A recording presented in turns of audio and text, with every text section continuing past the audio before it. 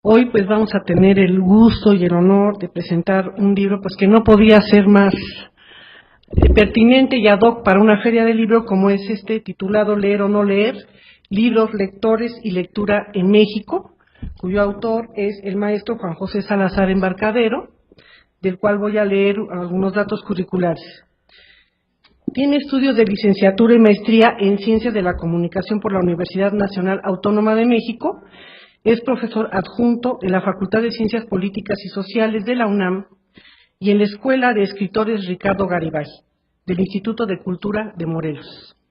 Colaborador en publicaciones especializadas como Libros de México, de la Cámara Nacional de la Industria Editorial Mexicana y Castálida del Instituto Mexiquense de Cultura. Fue secretario de redacción y coordinador de producción de la edición latinoamericana de la revista British Medical Journal. Participó en la edición de los libros de texto gratuitos de geografía para cuarto y sexto grados de la Secretaría de Educación Pública, vigentes de 1993 a 2009. Actualmente es editor en Editorial Amecamecan, donde tiene a su cargo las ediciones para el Programa Nacional de Lectura. Es asesor de la Comisión de Libros para Niños y Jóvenes de la Cámara Nacional de la Industria Editorial Mexicana y asesor académico en la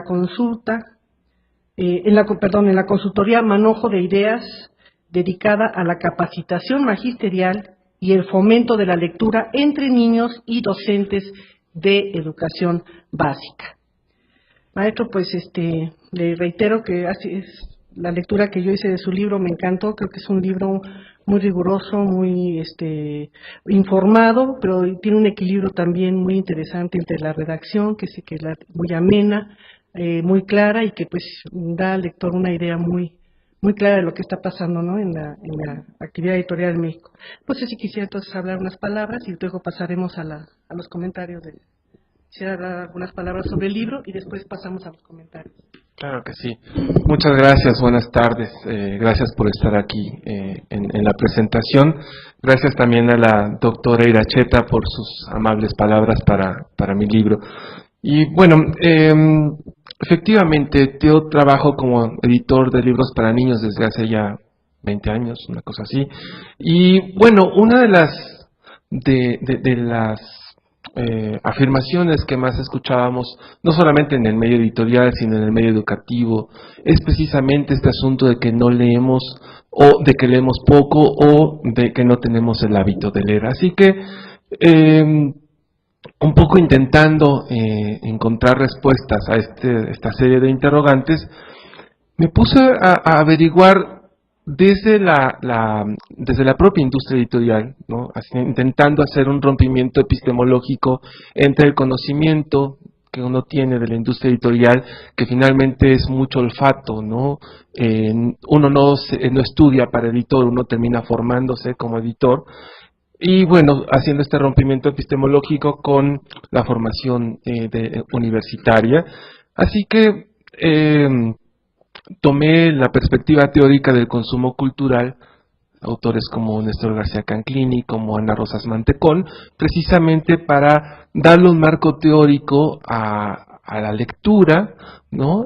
Y bueno, en el camino me fui encontrando con una serie de fenómenos, de tal manera, fenómenos muy particulares de la industria editorial o de esta nueva industria editorial surgida a partir de este proceso de globalización que estamos viviendo, ¿no? Y al final lo que habían comenzado como un trabajo que buscaba responder a cuestiones sobre la lectura terminó siendo un libro que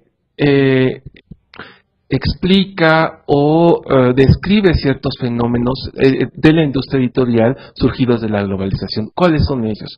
Bueno, en principio, y es justo donde comienza todo, es casi como un efecto dominó, es en el momento en que las editoriales, en donde había un editor, que recuerdo mucho las palabras de un editor norteamericano, Jason Epstein, hablaba de que el oficio de editor era un oficio de caballeros.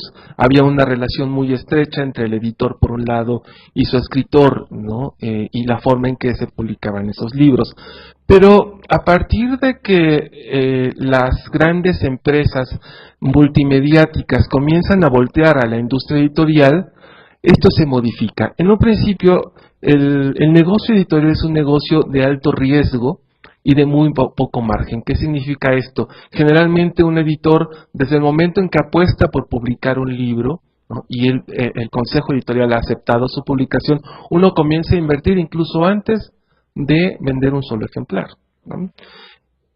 Y a pesar de lo que uno pueda pensar sobre ese libro y las expectativas que uno tenga, muchas veces esas expectativas de mercado o esa respuesta de la crítica no es la que uno espera, ¿no? Es por eso que uno generalmente apostaba por los autores. Por ejemplo, se sabe que las primeras cosas que publicó Kafka se vendieron 800 ejemplares en el primer año, ¿no? Juan Rulfo comentaba, un poco en serio, pero también un poco en broma, a Fernando Benítez cuando vivían en Guadalajara, que él se había acabado la primera edición de Pedro Páramo porque él se la compraba a Fondo de Cultura Económica para regalársela a sus amigos, ¿no? Entonces, claro, es una industria que dejaba pocos dividendos. ¿Qué fue lo que hizo esta nueva industria editorial? Punto número 1, comprar estos sellos, por ejemplo, Joaquín Mortiz, que fue una de las editoriales que en México publicó a muchos de los autores que hoy son canónicos, ¿no?, y que después publicó Era con Neus Expresate y ahora con el nuevo editor de Era, del cual se me acaba de su nombre, perdón, ¿no? Los compra estos sellos y entonces empieza un fenómeno que algunos autores como Andrés Schifrin lo llama el gigantismo editorial. Significa que un solo sello empieza a ser en realidad un gran paraguas que cubre a una cantidad determinada de sellos. Por ejemplo, hoy Joaquín Mortiz pertenece al Grupo Planeta, lo mismo que Diana, que en su momento fue la única editorial mexicana que cotizó en Bolsa de Valores, también está bajo el sello de Planeta. ¿Qué es lo que sucede entonces? Se da un fenómeno que con Sandro Cohen, un colega editor de Colibrí, buscábamos un nombre. Él fue mi primer asesor de tesis y terminamos hablando de la bestsellerización del mercado. ¿Y qué es esto? Esta nueva industria editorial, en donde ya no le importa formar lectores, ni formar a los nuevos Kafka, ni los nuevos Rulfo, lo que le interesa es tener un retorno de la inversión casi inmediato. Pero ¿qué es lo que pasa en el mercado lector? Sabemos que el universo de lectores que se acerca a la propuesta editorial seria, digamos, lo que llamamos hoy la edición literaria, es muy reducido. Ese público tampoco le servía a la industria editorial, ¿no?, a la nueva industria editorial, porque era muy limitado. Y además era un lector que lamentablemente no tenía ese conjunto de referencias literarias, ¿no?, que le pudieran ayudar a tomar ese libro, resignificarlo, o más bien significarlo, e incluso resemantizarlo, si se me permite el término, ¿no? Entonces, ¿qué fue lo que hicieron? Bueno, vamos a hacer una literatura light, lo que algunos autores llaman la paraliteratura, lo que hoy conocemos como bestsellers, porque es precisamente ese tipo de libro que tiene una estructura muy pensada, en realidad es como una superestructura. Decía Walter Benjamin en alguna de sus obras que los productos de la industria cultural son tan idénticos que es un solo esqueleto en donde es tan poco lo que cambia. Y justamente los bestsellers son esos, ¿no? Son unas estructuras basadas en personajes estereotipados, contrariamente a una novela en donde hay una construcción psicológica de los personajes, hay una pugna entre ellos, ¿no? Aquí no, aquí es un libro de fácil digestión que se puede leer muy fácil y que precisamente para su lectura no se necesita de este conjunto de referencias que sí tiene otro tipo de lector.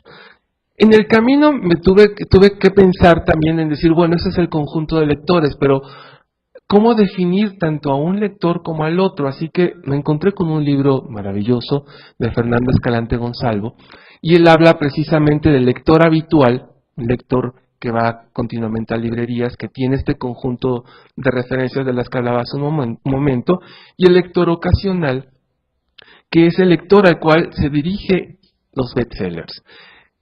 Y pensando reflexionando un poco en estos dos tipos de lectores, de pronto me daba cuenta, claro, el lector ideal es ese lector, el lector literario, que es como el símil del lector habitual de Gonzalvo, y el lector, ese es el lector real, perdónenme, el lector real, pero el lector ideal, aquel que le sirve a esta nueva industria editorial, es precisamente el lector que no tiene referencias y que entonces está consumiendo bestsellers. Pero ¿qué es lo que sucede? Al publicar la industria editorial, o más bien, al haber este gigantismo editorial, al reducirse el número de sellos que están publicando, al publicarse solamente bestsellers, lo que se pone en juego es lo que se conoce como la bibliodiversidad. Yo le escuché en Guadalajara a uno de los consejeros de Random House, Ricardo Cavallero, un italiano, decir que el gran reto de la industria editorial en este momento era publicar un solo título del cual se pudieran vender millones de ejemplares. Y entonces, ¿dónde queda la bibliodiversidad? ¿No? ¿Dónde quedan los nuevos autores que hoy les resulta cada vez más difícil publicar en los grandes sellos, precisamente porque a estos sellos únicamente les interesan los libros de alta rotación, aquellos que venden millones de ejemplares, ¿no? ¿Cuál es el efecto que provoca en los canales de comercialización, es decir, en las librerías?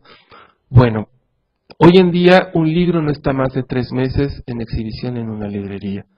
Precisamente como hay una gran cantidad de libros que se están publicando, ¿no?, y que necesitan ese espacio de exhibición, un libro no está más de 3 meses. Los bestsellers precisamente no tienen una vida comercial mayor a esos 3 meses.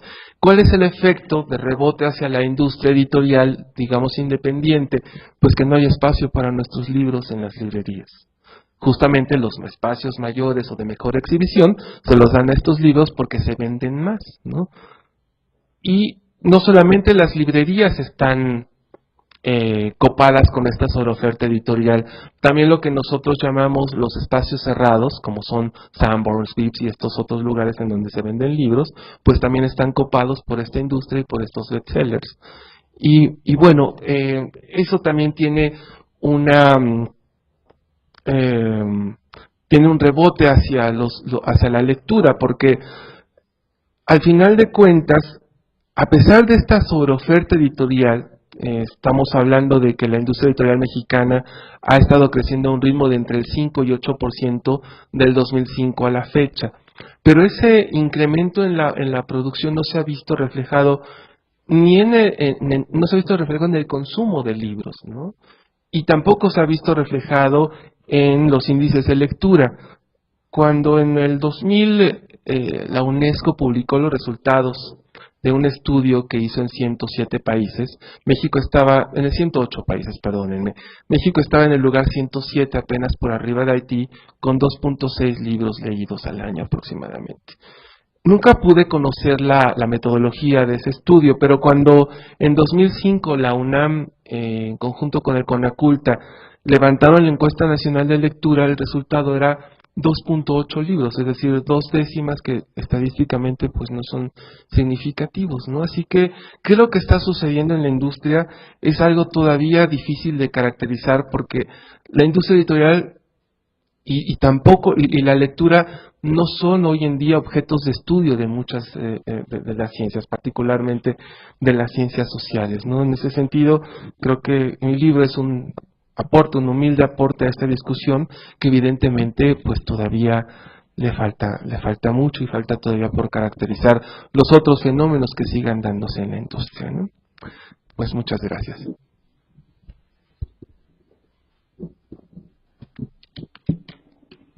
Pues pasamos entonces a los comentarios que estarán a cargo de la maestra Mayra Yuritsi Becerril Tinoco. Ella es licenciada en Sociología por la Universidad Autónoma del Estado de México y maestra en Ciencias Sociales con especialidad en Sociología por la Escuela de Altos Estudios en Ciencias Sociales de París, en la cual llevó a cabo una investigación sobre la política cultural y el mercado de trabajo artístico en México. Realizó una estancia de investigación en la UAM Azcapotzalco para analizar los patrones de búsqueda y uso de bases de datos científicos entre los investigadores de esta universidad. Ha realizado investigación y publicado artículos sobre producción, consumo y diseminación científica y sobre generación de información especializada en la investigación social en México. En 2008 apoyó las labores editoriales de Convergencia, revista de ciencias sociales editada por la Facultad de Ciencias Políticas y Sociales de la UAM. Colaboró con la Cámara Nacional de la Industria de la Edición Mexicana en la organización del Pabellón Mexicano en la 29 edición del Salón del Libro de París, Francia. Actualmente es directora editorial de la revista Economía, Sociedad y Territorio que edita el Colegio Mexiquense. Sus principales investigaciones son patrones de generación y consumo de información especializada en la investigación social en México, publicado en la revista de Educación Superior, la emergencia del sujeto en las ciencias sociales, revista argentina de sociología, producción, consumo y diseminación científica, revista Sapiencia, Sociedad del Movimiento de la UAM Azcapotzalco. Damos la palabra a la maestra Mayra. Gracias. Bueno, pues el autor Juan José Salazar, aquí presente, en su libro Leer o no leer, libros, lectores y lectura en México, nos presenta un amplio panorama de la industria y el mercado editorial. Está acompañado de un análisis de datos estadísticos generados en años recientes en el país en torno a la práctica lectora. La experiencia de trabajo de Juan José Salazar en la industria editorial ha permitido que este texto no se reduzca a una discusión teórica sobre la lectura, sino que está acompañada por un amplio trabajo empírico desarrollado durante años, lo cual aporta mayor riqueza al contenido. El libro está dividido en 4 capítulos. Las primeras 2 secciones hacen referencia al entorno editorial mexicano e internacional, mientras que los 2 últimos centran el análisis en la política cultural y consumo de obras culturales. Este libro ha sido editado por Editorial Amaquemecan. Pertenece a la colección alejandrina de este editorial, la cual, como nos dice el editor, busca integrar diversas expresiones sobre el libro, la lectura y la cultura escrita desde diversas disciplinas como la historia, la pedagogía y la sociología.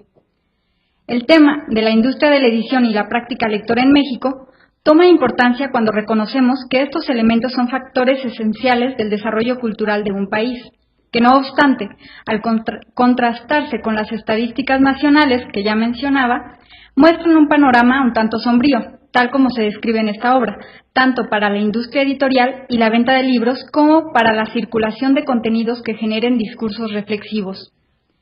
Es por lo tanto un acierto que se genere investigación en este tema y que se construyan discursos que permitan analizar esta problemática no solo en el seno de la academia, sino de distintos espacios culturales. Pues bien, los estudios sobre las prácticas culturales se remiten a la década de los 70 en Francia, los cuales ocupan una parte esencial en la obra de Pierre Bourdieu, quien describe las relaciones entre los sistemas de enclasamiento, como el gusto, y las condiciones de existencia, la clase social.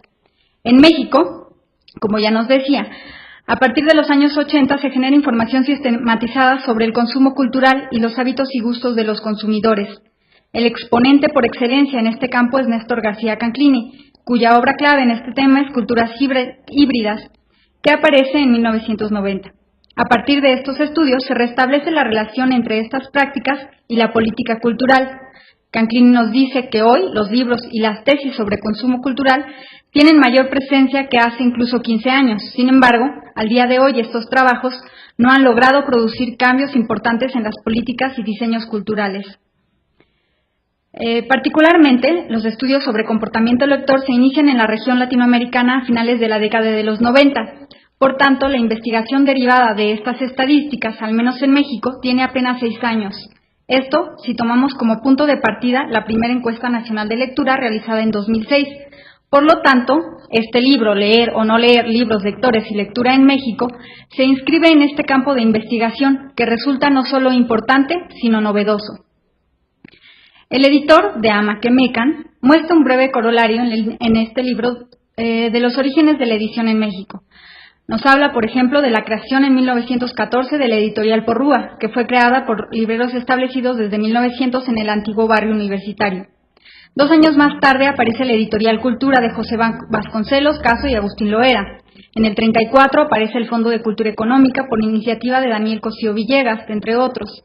Y con la llegada a México del exilio español en el 39, Cosío Villegas trabaja con la Casa de España, hoy Colegio de México, para publicar la obra de autores españoles. Hoy, el Fondo de Cultura Económica es una de las casas editoriales con mayor presencia en la región latinoamericana. Sin embargo, cabe destacar que la Universidad Nacional, la UNAM, es el mayor editor de libros en castellano. En este libro se resalta que con la apertura económica que tiene sus antecedentes en el programa de sustitución de importaciones promovido por la CEPAL, se facilitó el crecimiento de sellos editoriales ya establecidos en México, como Santillana, Océano, Grupo Planeta, Ediciones B, entre otros.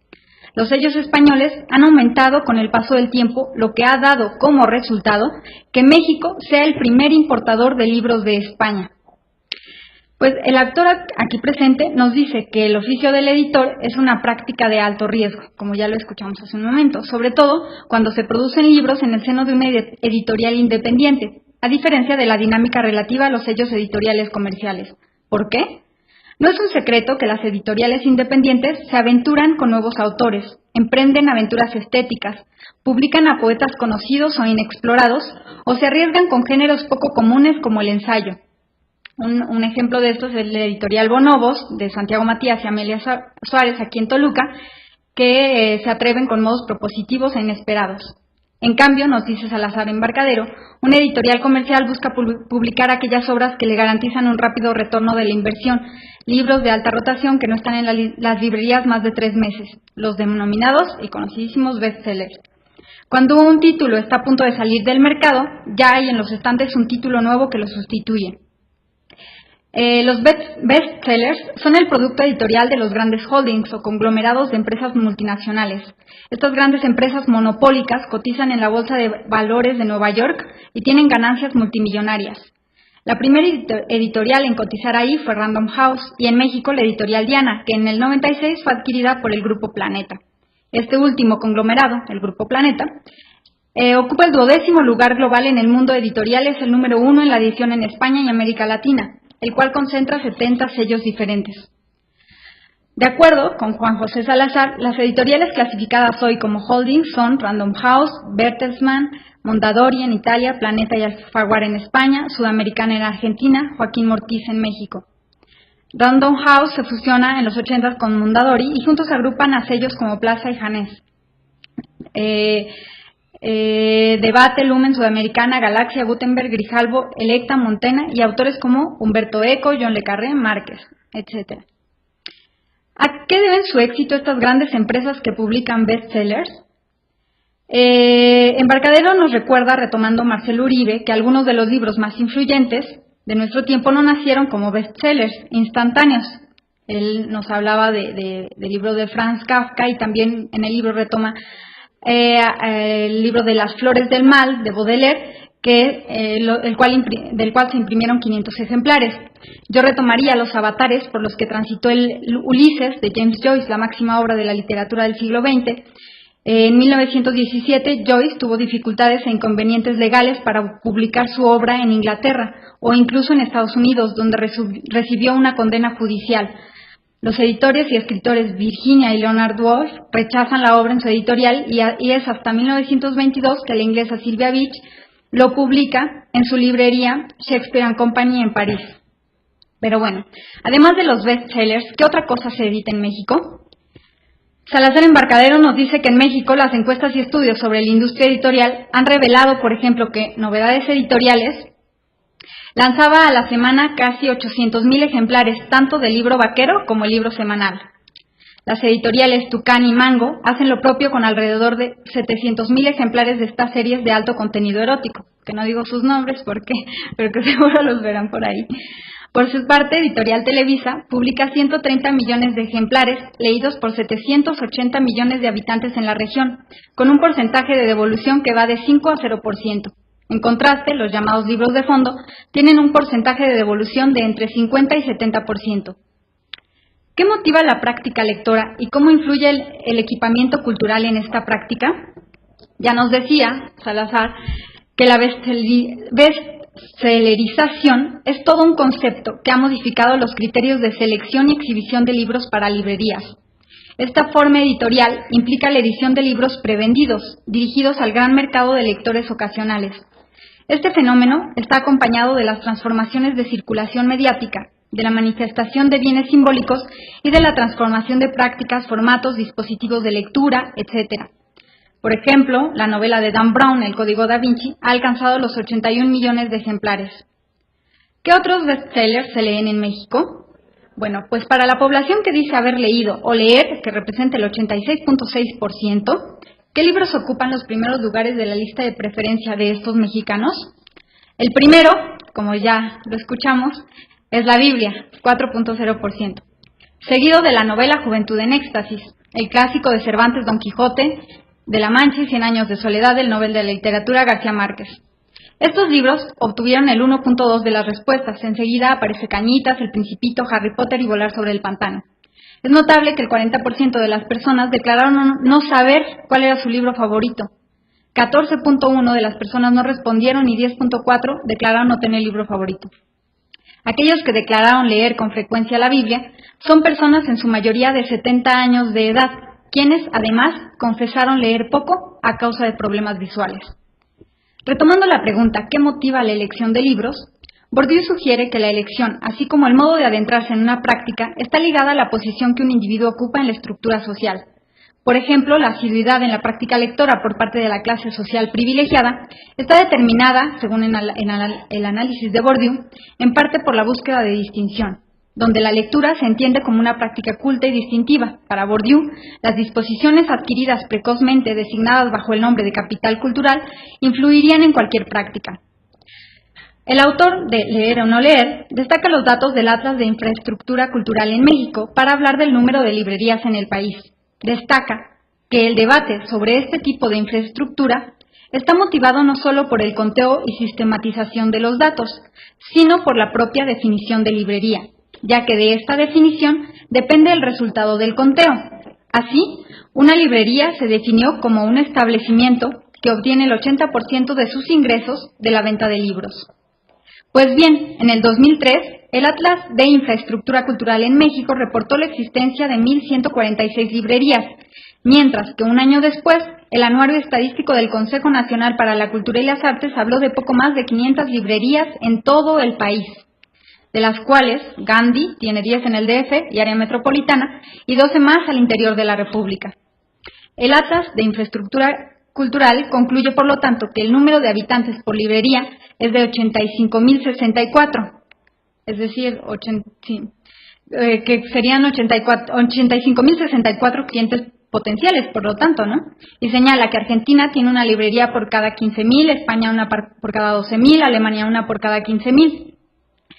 Y de ahí concluye Juan José Salazar que parecería que una librería es un negocio redondo en México, ¿no? Ante tantos, compradores potenciales. Pero ¿quién compra libros en México? Entre otros actores, el gobierno, a través de sus distintos programas como el de Bibliotecas de Aula. En 2001 y 2012, de 2012, por ejemplo, las ventas institucionales representaron el 30% del total de la producción editorial privada y para el 2005 alcanzaron casi un 40%. Ahora bien, 8 editoriales concentran el 85% de las compras totales: Ediciones Larousse, Editorial Esfinge, Editorial Patria Cultura, Fernández Editores, Ediciones Pedagógica McGraw-Hill, Editorial Trillas, Macmillan, Ediciones Castillo y Grupo Editorial Santillana. Por esta razón, sucede que la lectura de libros en México está ligada también a la imposición de normas y competencias escolares. Hay estudios que muestran que la instrucción escolar eventualmente contribuye a crear un hábitus de práctica lectora en los mejores estudiantes.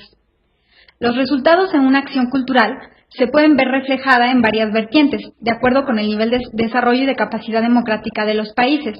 Por ejemplo, es reflejada en el grado de alfabetización de la población, en la integración de una masa más grande de estudiantes en el nivel básico o en el incremento general del nivel de instrucción de una población. Por otro lado, una encuesta sobre la práctica lectora de los adolescentes muestra que en la adolescencia el estatus simbólico de la lectura disminuye, es decir, que el incentivo para la apropiación de materiales y soportes para su realización desaparece. Es interesante analizar en este punto el concepto de competencias en alfabetización, que tiene un concepto antitético, el iletrismo, que se aplica a una persona que ha sido escolarizada, pero que por diversas razones ha perdido su habilidad por la lectura, ha desaparecido. En definitiva, la escuela contribuye a democratizar el hábito de la lectura, pero esta no lo asegura.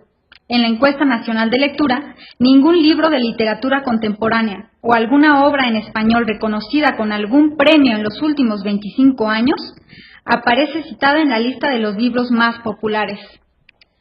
Bueno, así que si quieren conocer más sobre las industrias culturales o el consumo cultural y su relación con los índices de la lectura en México, los invito a leer este libro y enterarse de los libros, lectores y la lectura. Para terminar, quiero citar a Bolaño, quien dice que Kafka comprendía muy bien que los viajes y los libros son caminos que no llevan a ninguna parte y que, sin embargo, son caminos por los que hay que internarse y perderse para volverse a encontrar, o para encontrar algo, lo que sea, un libro, un gesto, un objeto perdido, para encontrar cualquier cosa, tal vez un método, con suerte, lo nuevo, lo que siempre ha estado ahí. Gracias.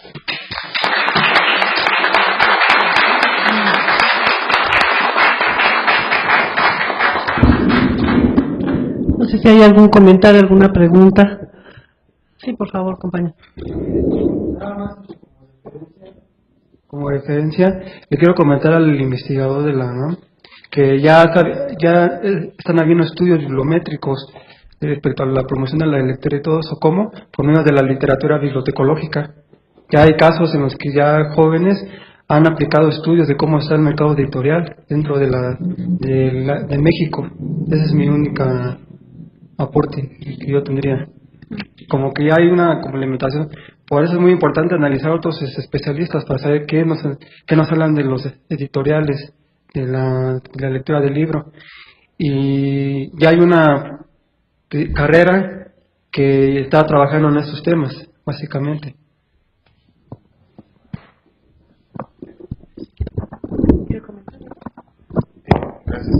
Lo desconocía, pero es muy bueno saber esta noticia. Y bueno, solo quisiera agregar algunos datos a la brillante exposición de la maestra Becerril. Efectivamente, Planeta, el libro lo terminé en 2011. Y en estos meses, Planeta, por ejemplo, adquirió a Paidós, la gran editorial de las ciencias sociales y de la pedagogía en particular, Sudamericana, que es una de las editoriales la primera editorial que publicó a Gabriel García Márquez, después de que don Joaquín Mortiz precisamente rechazara 100 años de soledad.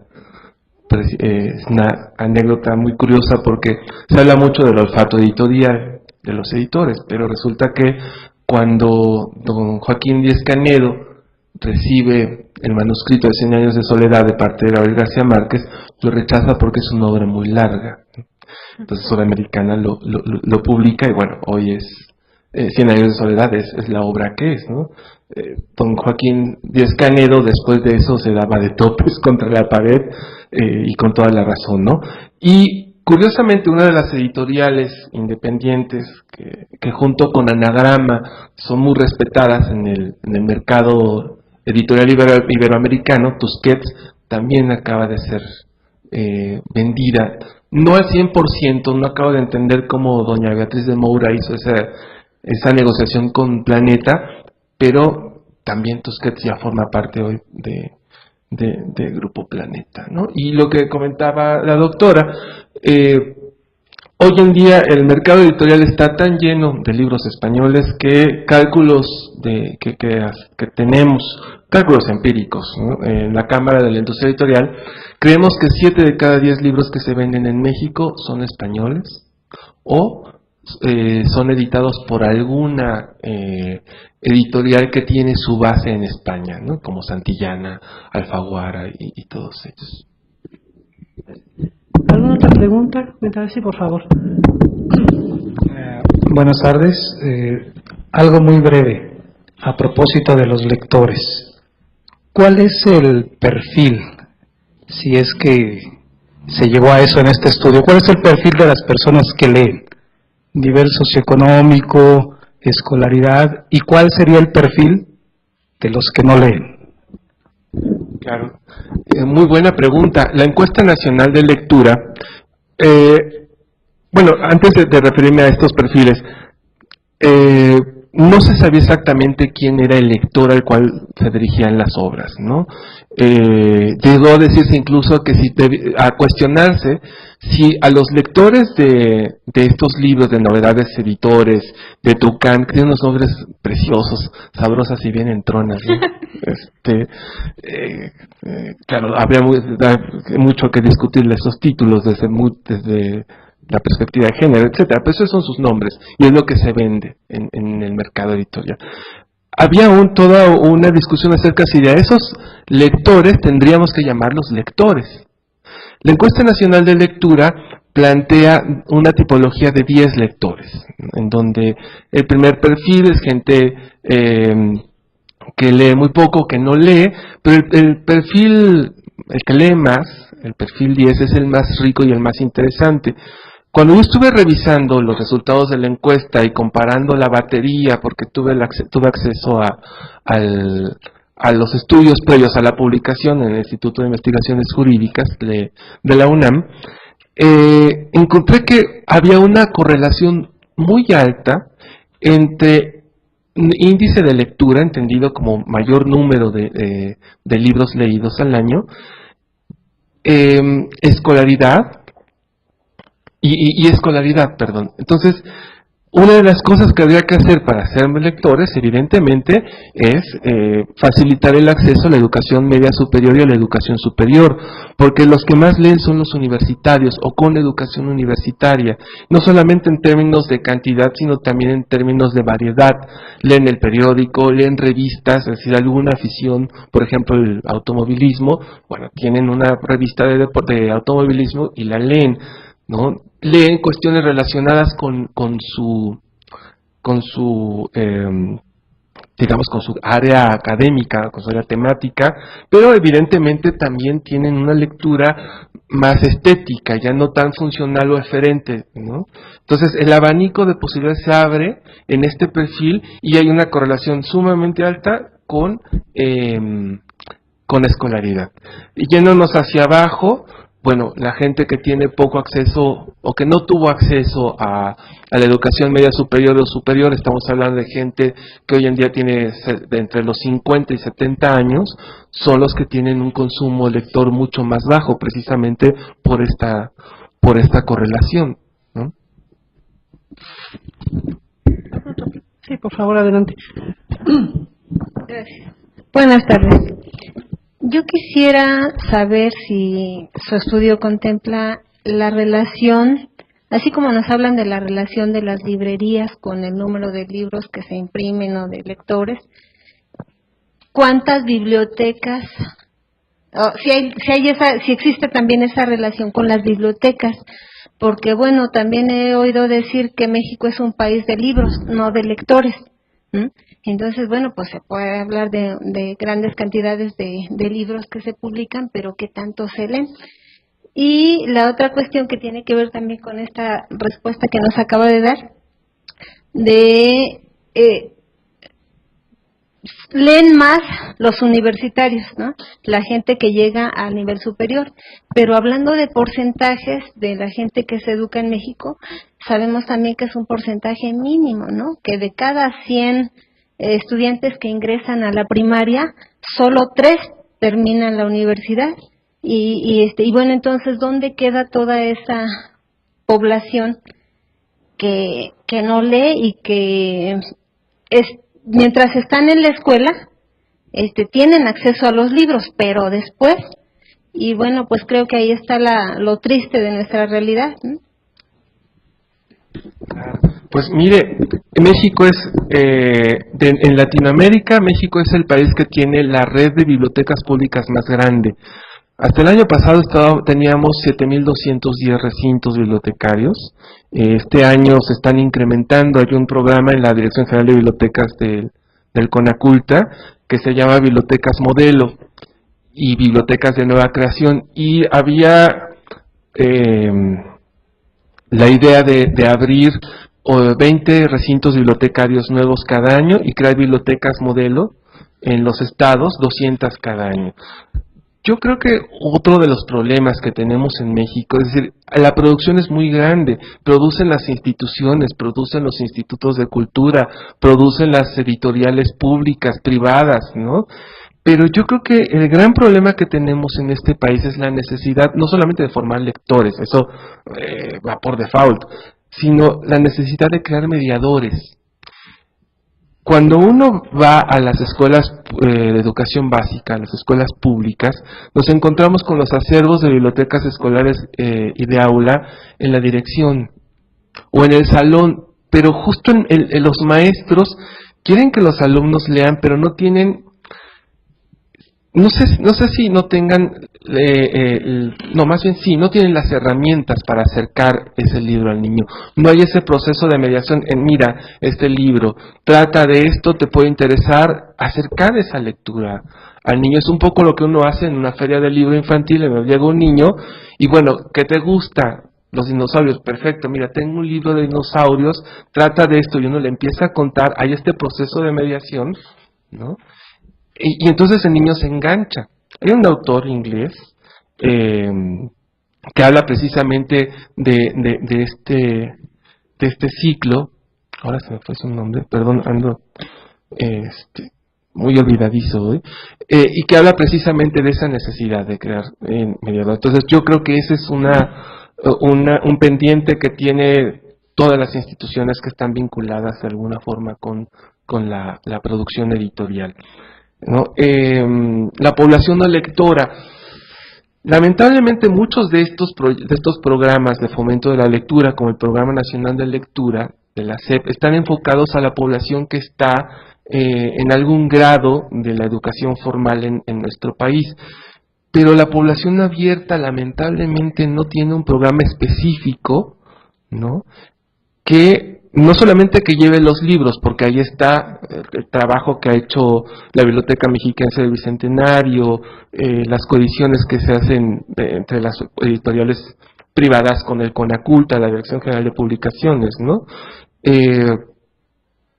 Creo que habría que trabajar precisamente con la población no lectora en esta idea, más allá de esta, o más bien, enriquecer esta idea vasconceliana de dar de leer, ¿no? No solamente aquí está el libro, sino cómo acercamos a esa gente para que realmente abra ese libro, lo lea, le signifique, y sobre todo escucharlo, lo que se llama las respuestas lectoras, qué te gustó, qué no te gustó, por qué te gustó, porque justo en ese proceso de mediación, quien lo hace tendría la capacidad de decir, ¿te gustó ese libro? Perfecto, hay otro libro de ese autor que es muy similar, tenlo. ¿Qué te pareció? Es un proceso dialéctico en espiral y además una espiral en ascenso, porque idealmente sería un proceso en donde inicia con un libro sencillo, digamos, pero digamos la complejidad de esa narrativa o de ese discurso se va incrementando en tanto va leyendo más o se va acercando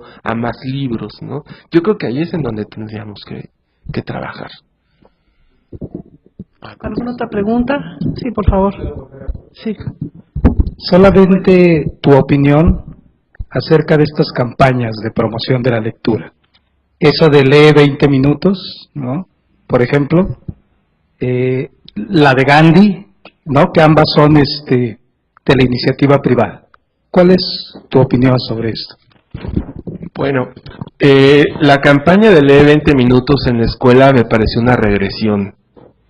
Cuando yo iba a la escuela primaria, hace ya muchos años, de esto en la Meca, recuerdo que la maestra de primer grado nos formaba a todos con el libro de lecturas, ¿no? Y nos iba a tomar la lectura.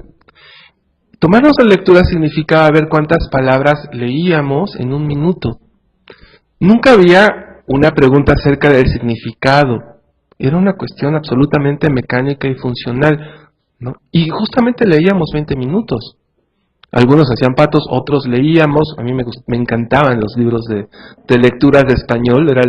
Cuando nos los daban en la primaria, yo llegaba a la casa y era lo primero que leía, ¿no? Yo ya A los 2 días de haberlo recibido ya había leído todos los libros de lecturas.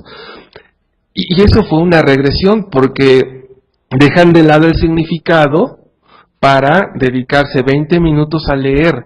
No importa la calidad de lo leído, ni importa lo significativo que pudo haber sido esa lectura, y eso es muy lamentable. La campaña de Gandhi es muy, muy buena, les gusta sobre todo a los jóvenes.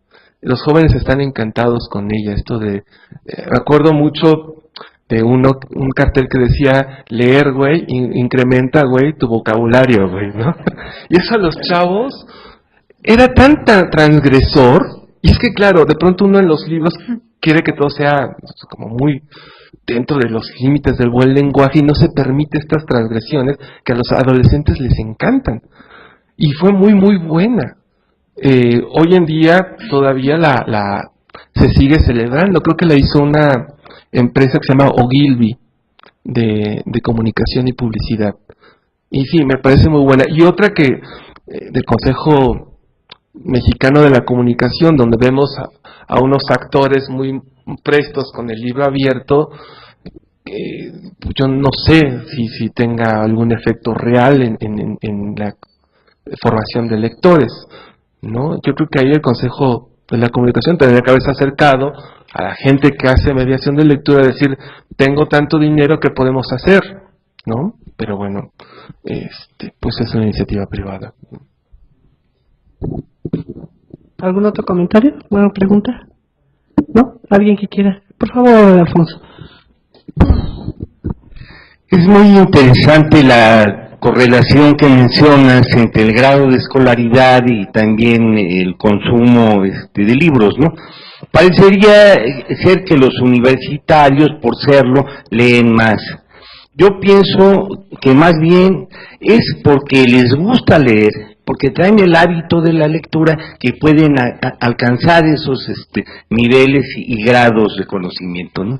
Es decir que también es muy importante entonces considerar que el hábito de la lectura es fundamental para elevar el nivel de escolaridad de la población en México. Tú nos has hablado también de la existencia de un perfil profesional que es la del mediador, que se le ha llamado promotor e impulsor. Tú hablas de mediador, sería el concepto que utilizas. Pero, ¿cómo se podría y a través de qué o de quiénes se podría impulsar? Ahora se habla de competencias, ¿verdad? El conjunto de competencias o aquellos elementos que integran la capacidad deseable en el mediador de la lectura, y cómo sería posible poner en marcha programas para la formación de mediadores de la lectura. Claro. Bueno, tiene usted razón. Yo creo que el universitario, al llegar a la universidad y después de haber aprobado los exámenes del Ceneval, que no tienen ninguna relación con lo que aprenden en la escuela, son como filtros, es porque tienen otro tipo de herramientas, ¿no?, que los otros en términos de competencias para llegar precisamente a la universidad. Eso habría que desmenuzarlo y ver cuáles son esas competencias. Si vienen de una escuela activa, ¿no? Por ejemplo, la universidad, inmediatamente reconocemos a quienes vienen del bachillerato del Colegio Madrid, por ejemplo, o los que vienen del CCH en comparación con los alumnos de las preparatorias de la universidad, y todavía más de los colegios de bachilleres, ¿no? Hay otra formación, hay otro capital cultural, como bien decía la maestra, retomando a Pierre Bourdieu, ¿no?, que les permite tener llegar a la universidad y en el transcurso adquirir el gusto. Por eso es que decía yo hace un momento, no solamente leen lo que tiene que ver con su formación académica, sino también hay un momento y un espacio para la lectura estética. En cuanto a la formación de mediadores, ya hay todo un corpus académico en torno de ello. Anteriormente era más este asunto de el lector forma lectores, ¿no? O un asunto de, a mí me gustó, lo comparto y espero que a quien se lo recomiendo le guste como le gustó a mí. Hoy en día ya hay este corpus y hay, por ejemplo, una asociación que se llama IBI México, que tiene un diplomado de formación de mediadores de lectura. La propia universidad tiene un diplomado en coordinación con el Instituto de Investigaciones Estéticas, que buscan, primero fue formar mediadores.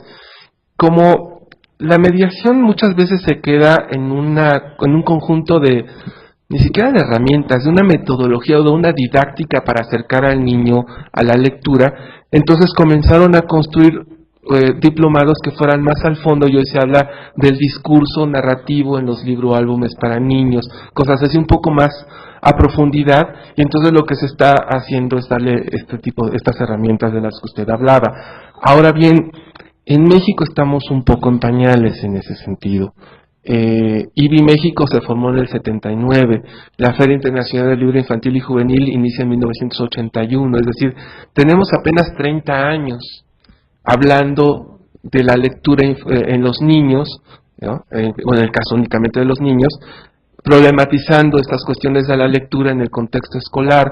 Así que fuera de estas dos instancias, IBI México y la universidad, pues todavía no hay instancias académicas, ¿no? Por otro lado, muchas editoriales de libros para niños tenemos un programa de formación en torno de la mediación lectora dirigida a profesores de educación básica, ¿no? En donde les damos herramientas, hablamos, discutimos de conceptos como qué es leer, los significados, y una cosa que yo he insistido mucho en desescolarizar la lectura, porque los maestros de educación básica tienen muy fijo este asunto de la evaluación. Entonces, cuando uno llega y les dice, te voy a leer un cuento, se los lee, están esperando que uno les pregunte, ¿quién es el personaje principal? ¿En qué momento de la historia se dio el nudo? ¿Cuál es el desenlace? Eso no lo hacemos nosotros. Entonces, les hablamos de la lectura gratuita, que es no pedirle nada al niño, ¿no? Por lo que se le ha leído. Y les hacemos exactamente la misma, ¿no? Hay un mini cuentito que les leo, le decimos, Anacleta Mofleta anda y anda en bicicleta con una sola chancleta. Les pedimos que tomen atención y les preguntamos, ¿quién es el personaje principal? Es Anacleta Mofleta, ¿no? Lo hacemos en 2 segunditos, les doy el minicuento, les hago 2 series de preguntas para que quede más claro este asunto.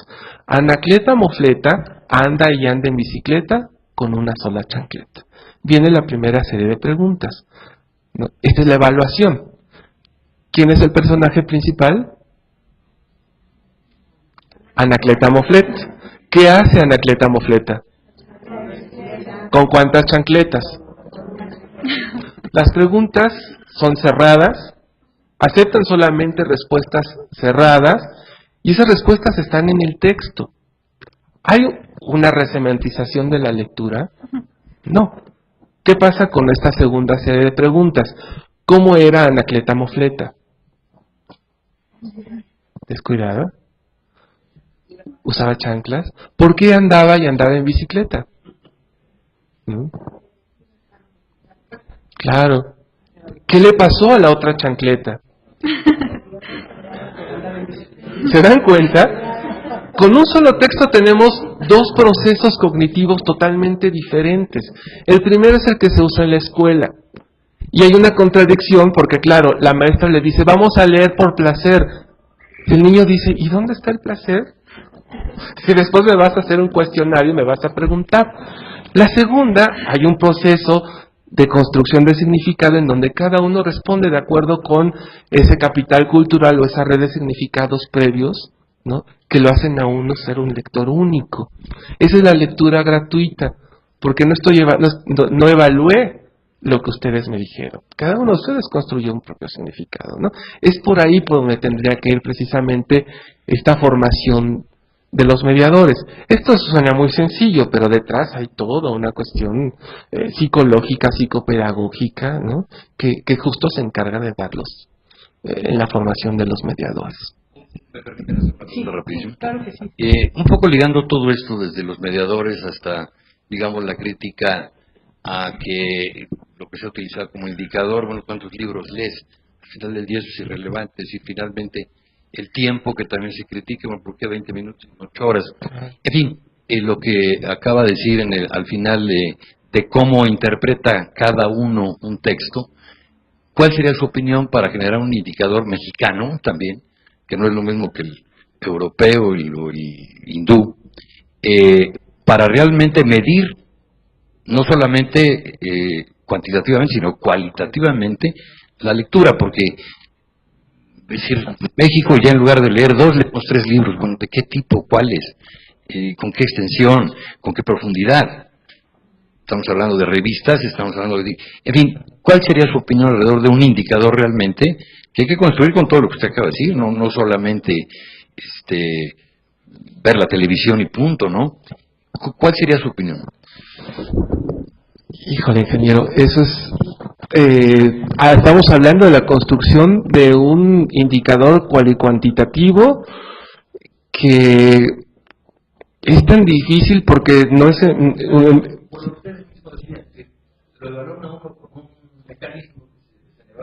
Claro. No, por supuesto que no. ¿Cómo crear un indicador en el cual, de alguna manera, podamos saber qué grado de lectura y de comprensión puede tener? Claro. Pues es una pregunta compleja y requiere una respuesta compleja, porque lo que tenemos, tiene usted razón, PISA, por ejemplo, a pesar de que, se aplica en todos los países de la OCDE, y no responde a los perfiles socioeconómicos demográficos. Incluso cuando se aplicó aquí en México por el INE una batería diferente, pero construida a partir de la OCDE, la gran discusión era, no se le puede aplicar el mismo instrumento a los estudiantes de Chiapas, ¿no? De los Altos de Chiapas. Curiosamente, en este tipo de pruebas, aparece que la mejor escuela calificada es una escuela de la sierra de... Curiosamente. No, por supuesto, pero...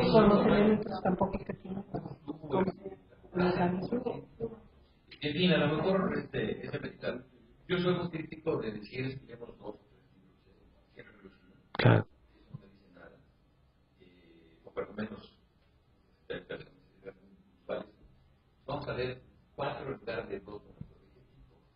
Sí, claro, ¿cuál sería la meta para considerarse un verdadero lector? Yo creo que eso tendría que reflejarse en el espacio público, en la riqueza de que se ofrece en las discusiones del espacio público, que me temo hoy en día el espacio público, salvo en las discusiones de los analistas y en círculos académicos, no se da como si se da en Argentina, por ejemplo, en Uruguay, ¿no? Que tienen otro... Yo creo que ahí tendría que empezarse a reflejar y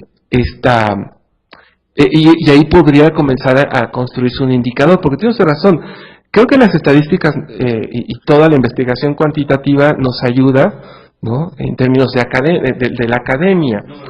Número de palabras, pero yo creo que aquí el verdadero indicador tendría que ser cualitativo, ¿no? Debiera, y reflejarse precisamente en cómo se desenvuelve el ciudadano común en el espacio público, qué decisiones toma incluso en términos políticos, ¿no? Es decir, ¿por qué sí uno y por qué no el otro? Y no me dejo, es decir, cómo también incluso recibe los mensajes mediáticos, ¿no? Cómo se vuelve de una audiencia pasiva a una audiencia activa precisamente gracias a esas lecturas, porque finalmente uno lee, digo, como una experiencia estética, pero también para enriquecerse como ser humano, y yo creo que por ahí tendría que ser una cosa más cualitativa. Claro, pero creo que es ahí donde habría que trabajar, ¿eh? El maestro Arredondo no quiere hacer una... Arturo, usted es el maestro Arturo, ¿no? ¿Sí? No es Arredondo, discúlpeme. Bueno, pero yo lo reconocí entre el público. Yo sé que usted tiene una amplísima experiencia por haber estado mucho tiempo en el área cultural y de los libros. A mí me gustaría en especial que nos diera algún comentario de esta labor editorial que se ha hecho en el Estado de México durante tanto tiempo que usted fue partícipe. Gracias, doctora. Efectivamente, hemos estado en muchísimas espacios donde se trata de promover la lectura. Yo tuve la fortuna de estar en 48 ferias de libro infantil y juvenil en todo el país. Estábamos 10 días en las ciudades donde se desarrollaban las ferias de libro infantil y juvenil por parte de publicaciones de Conaculta. Ahí experimentamos cosas valiosísimas, desde con niños de debilidad visual que estaban sumamente interesados en qué era el libro, qué era la lectura, qué le podía enriquecer la lectura. De ahí surgieron los cuentacuentos, estos que enriquecían tanto la labor de la promoción de la lectura, y realmente se obtuvieron muchísimos resultados positivos con respecto a la afición de la lectura. Sin embargo, la influencia del medio político ha sido uno de los lastres que nos ha afectado mucho. Cambia el sexenio y cambian las políticas, ¿sí? Nosotros veíamos el enorme esfuerzo que se hacía para llegar a la lectura a la mayoría de la población.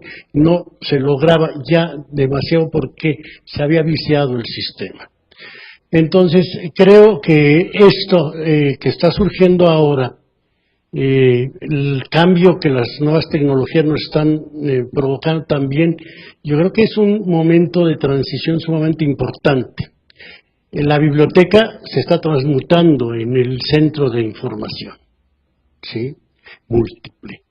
La biblioteca va a conservar sus acervos bibliográficos, los va a enriquecer, pero las nuevas tecnologías nos van a llevar con mucho mayor velocidad a resultados más concretos. Creo que estos esfuerzos nos llevan ya a una cuestión muy, muy concreta de que sí se lea en México. Sabemos que se lee, si Televisa se edita tantas revistas, se está leyendo, pero está leyendo lo que no se debe. ¿Qué debemos leer los mexicanos, no? ¿Qué es lo que nos va a enriquecer al mexicano? En este momento el hecho histórico, ¿qué nos está exigiendo a los mexicanos leer? ¿Sí? Vemos que surgen una cantidad enorme de revistas de historia en este momento, ¿sí? Hay no menos de 8 títulos que yo encuentro y que son sumamente importantes, bien documentados, con novedades históricas, si se vale el término, y que, sin embargo, se dice que no se lee, pero están llegando muchísimo a la población en general, a la población abierta. Esa es mi muy modesta opinión. La presencia en este tipo de actos viene a enriquecer y a reforzar mucho de lo que se hizo hace 20, 25 años, tanto en el Estado de México, al abrir tantas bibliotecas públicas, como a nivel nacional en esfuerzos, en programas verdaderamente valiosos que desgraciadamente se pierden mucho con el tiempo, ¿sí? Con la influencia política, con el cambio de perspectivas políticas. Entonces, creemos que estamos en el camino de la consolidación de programas verdaderamente ciudadanizados, ¿sí? Que tienen que promover la lectura, pero la lectura de calidad para el mexicano actual. Gracias. Muchas gracias, maestro. Bueno, pues cerramos entonces esta primera parte de nuestra mesa, que creo que fue muy rica, muy productiva, porque pues sí, la verdad que este libro da para muchísimo. Realmente les recomiendo mucho la lectura, vale mucho la pena. Pues terminamos entonces dándole este reconocimiento al maestro Juan José Salazar Embarcadero por parte del colegio, agradeciéndole pues su presencia y dándole también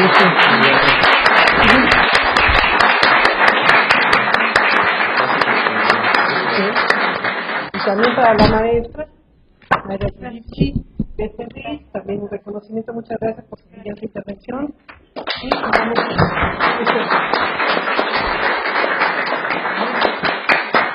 muchas gracias.